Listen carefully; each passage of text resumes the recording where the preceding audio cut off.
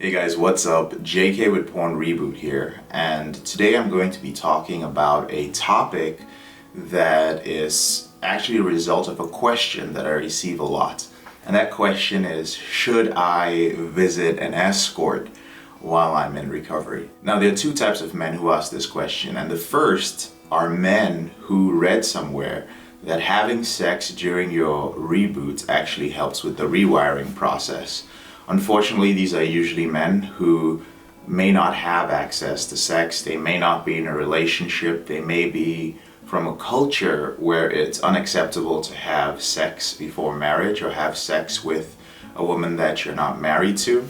Or they just don't have the skill set that it takes to have sex. Basically, they haven't worked on it. So visiting an escort starts becoming a logical option because you have these sexual needs that you need to fulfill. I'm going to give you my honest thoughts on that. And bear in mind that this is coming from somebody who, during his reboot, was unable to have sex. I was hopeless at attracting women. I had no idea what it took to go from meeting a woman and being social with her to actually having sex. In fact, I think I repulsed more women than I actually attracted into my life.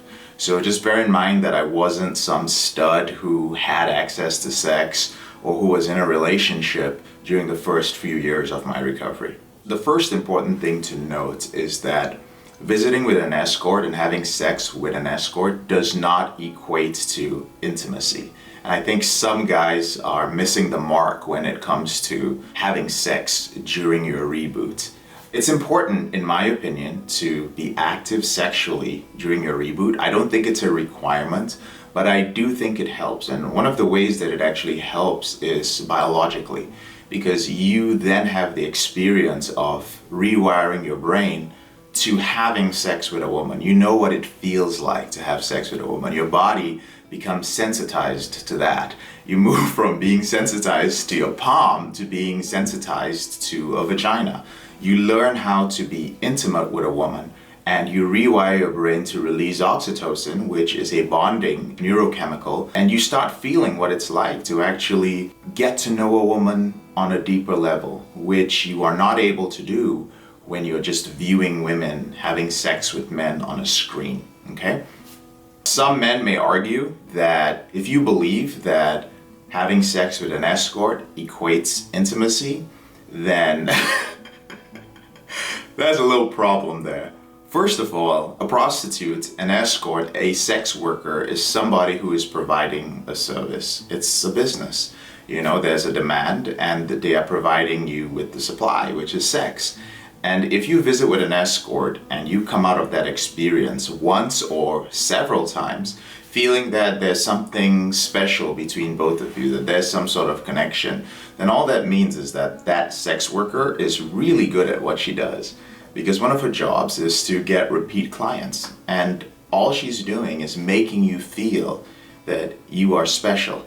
So whatever intimacy you think you're getting from her, even if you actually get intimate and she's really good and you connect with her, all right, understand that that's not the same level of intimacy that you're going to get from a woman that you're actually dating.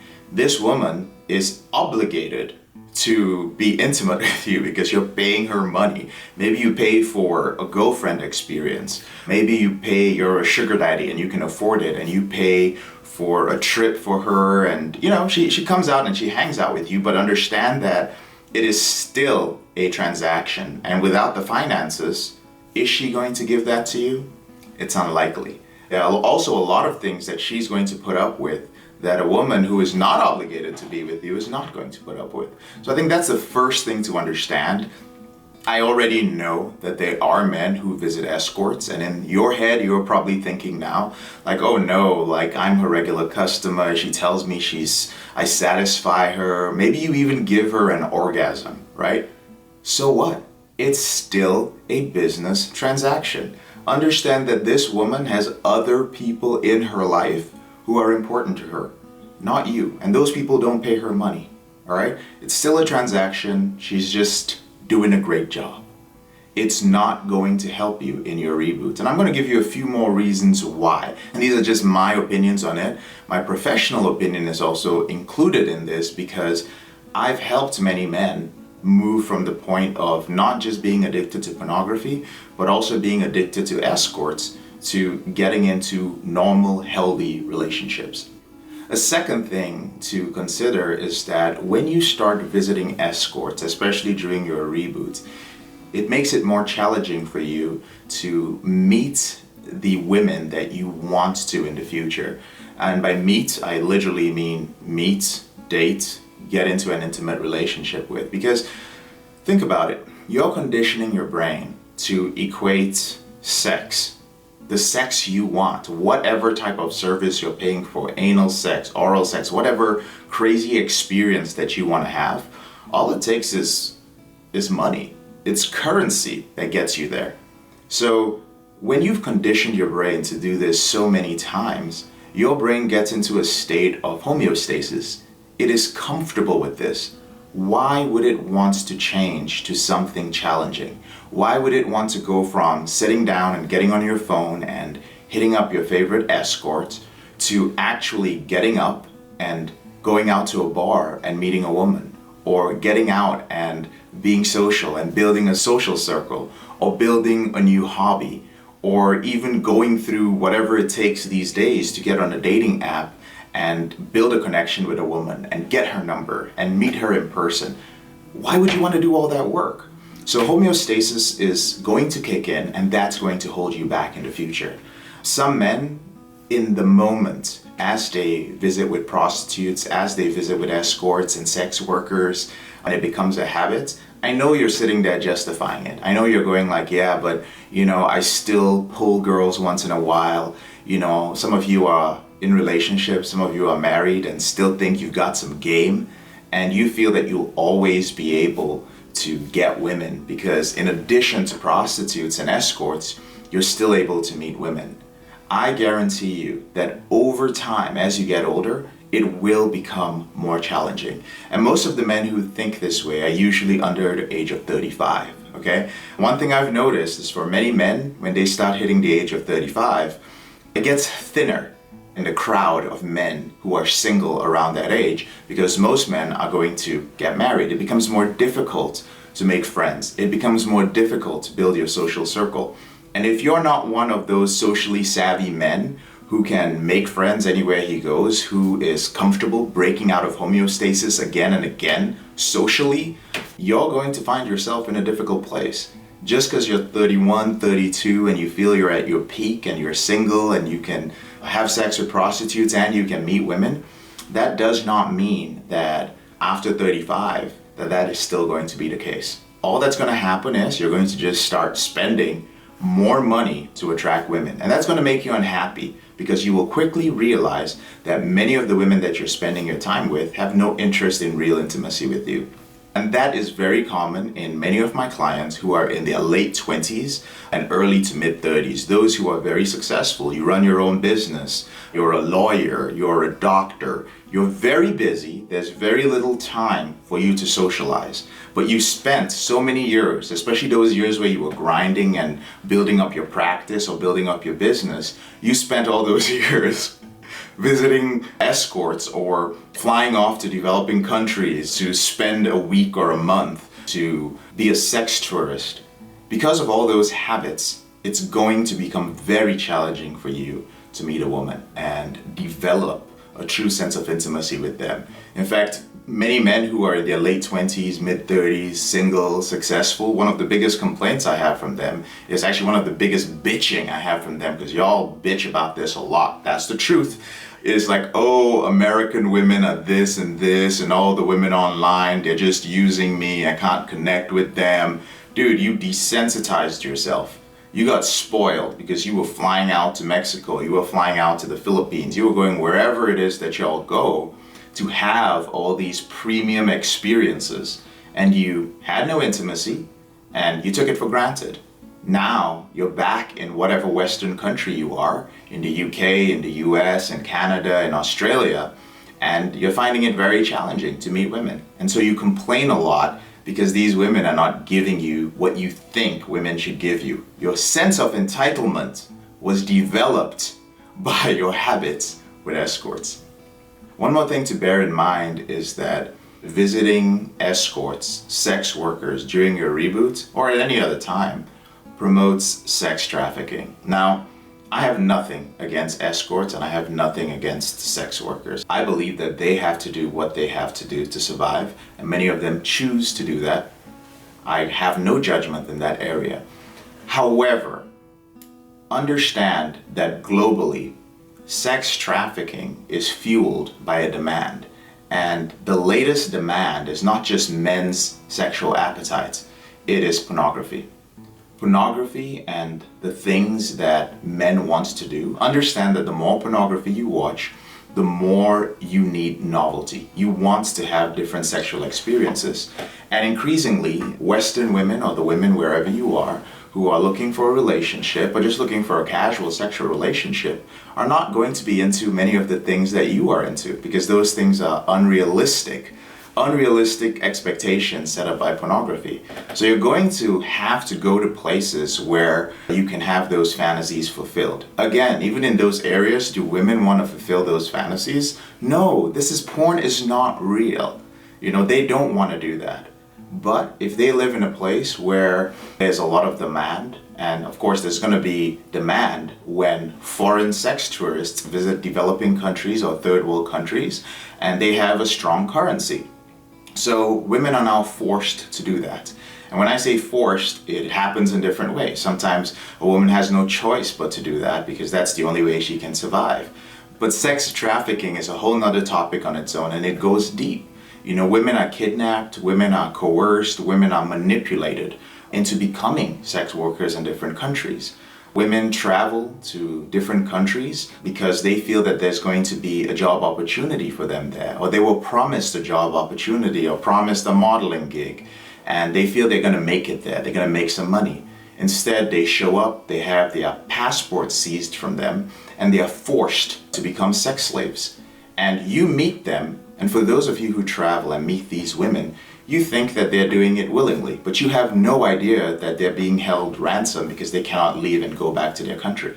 They have no choice but to perform for you. And even if you're not an individual who has visited an escort, you may be headed there by the type of pornography you watch. You may be watching pornography that is of Johns, of people who patronize escorts, just their videos of their sexual exploits. And seeing that makes you think, like, you know what, maybe I should just go ahead and do that. I have worked with many successful clients who are married or who are engaged and who they want to have certain sexual experience with their fiance, their wife, their girlfriend. She won't give it to them. And they're not socially savvy enough, and they don't have what it takes to go out there and meet women. So they start having these fantasies about, hey, why don't I just fly to Thailand, fly to Brazil, fly to Mexico, fly to wherever, and just have these sexual experiences with no connection. So understand that somebody is probably suffering because of what you're doing. And I know you have your own story that you're telling yourself. Oh, I'm helping them have a better life. They might be dead if I wasn't there paying money. That's a moral decision for you to decide. I am not deciding your morals, and I am not judging you. I'm just letting you know that there is another human being somewhere, actually millions of human beings, who are suffering as a direct result of a demand that you are a part of, and I at one time was a big part of because of my porn use. Next is visiting escorts makes you view women more as objects. When you have sex with an escort, you can pretty much do almost anything you like. And once you keep doing it, understand that there are only two things that are now a part of your sexual experience. One is pornography and one is escorts.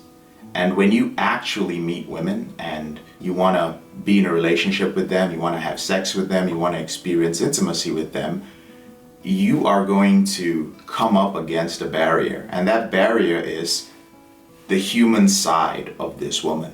That's going to make you angry because you're used to doing something a certain way. You may love the woman, you may care for the woman, you may want to be intimate with her, but the minute you're aroused sexually, immediately she becomes an object because you don't know how to have sex that includes intimacy. And so you're always going to come up against that issue. The great thing is there are many courageous men who reach out to me and they're like, JK, I've noticed this is an issue. I've met a woman that I want to marry. I'm ready to get into a relationship with her. And the amazing thing is that I realize that I love this woman. I want to have kids with this woman. I want to spend the rest of my life with this woman. But I realize that when I have sex with her, I start treating her as an object. And something is wrong there. Can you help me change this? I realize that this comes from my conditioning from pornography. And the final thing is that this is a waste of money. Those of you who have known me for a while know that this is an issue that's close to my heart because I was absolutely broke and I struggled very much financially because of my addiction to pornography, because that was my number one priority, was just medicating all the pain that I had with porn and masturbation. And that left me in a terrible place on the socioeconomic ladder. It's a horrible place to be, and spending money on escorts, in my opinion, is a huge waste of time. All that money that you're spending on escorts is things that you could do on investing in yourself, investing in a business. And if we go back to investing in yourself, is basically working on those things that will make you the type of man who can get the type of women that, or rather who can attract the sort of women that you want in your life. It's much more fulfilling to become that man so that you can go out into the world and just have intimate relationships with that one woman, if you're that type of man, or those women. Why not work on yourself? Why not grow and invest in yourself? Why would you throw money away and then your only relationship with women is connected to cash? That's a ridiculous way to live.